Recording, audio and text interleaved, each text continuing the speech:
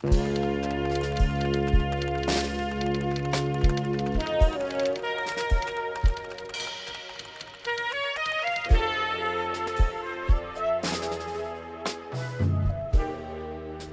name is Michael Wilbur, and I'm in the group Moon Hooch.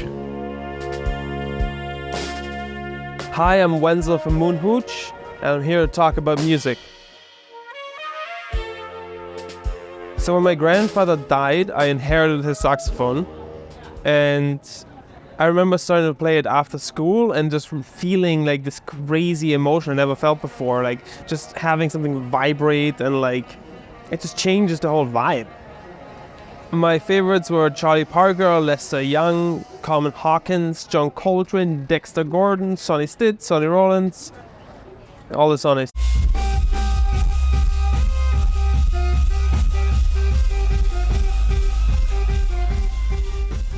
The first place, well, for higher education was UMass Amherst. I was a classical saxophone and jazz performance double major.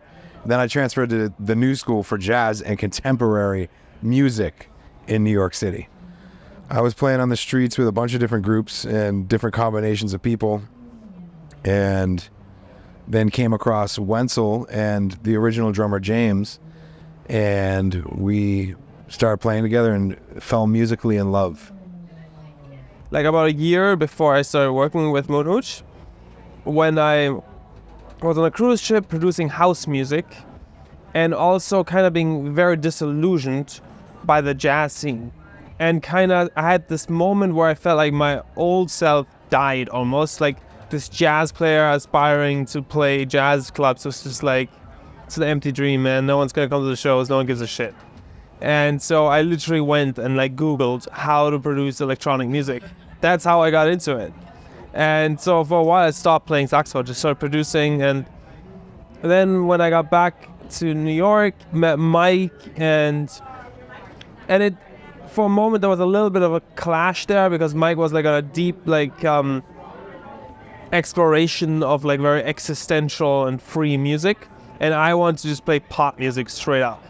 So like we kind of like had a little tug of war, and it kind of, both our styles went together, you know, the solos got really crazy, the melody's really simple, and like that kind of stuff, so yeah.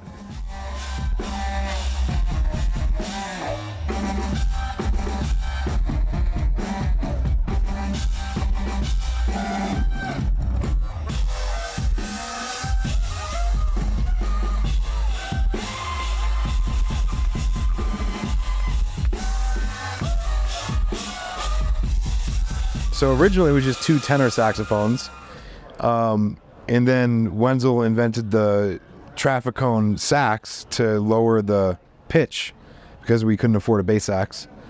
And then he got a Barry, and then we had some variation.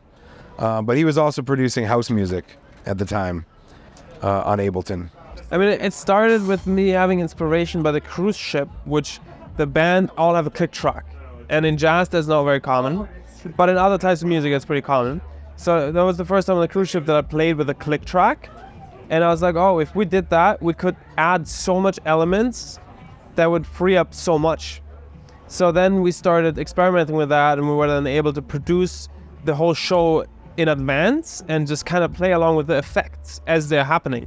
Because we could play for 8 bars and have a delay line open up over those 8 bars on the saxophone. So it's almost like a sound guy just with a million hands doing all these things extremely precise and correct.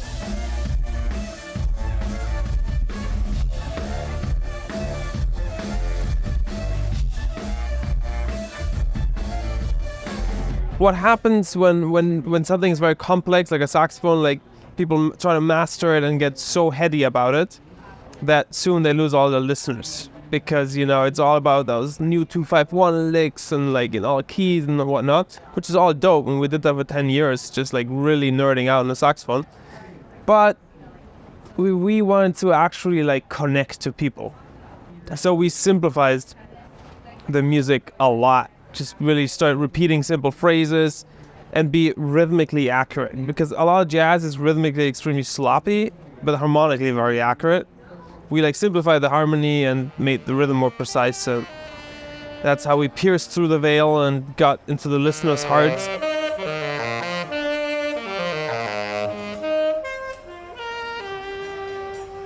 We actually recorded an album here called Joshua Tree, which was not the best marketing move because U2 has an album called Joshua Tree, and they're a lot bigger of a band than we are. It was also our most experimental album. Like, we did everything ourselves. I actually really like it, Joshua Tree. It's fire. But no, we've been here a bunch, man. I've been here to visit a lot. We played here twice before, I believe.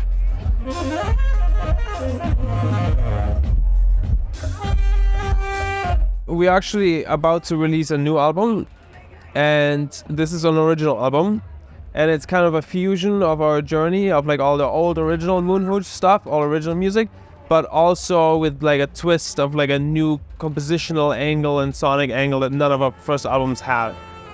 It's really high energy, dancey, excited for it. Yeah, it's coming out this summer.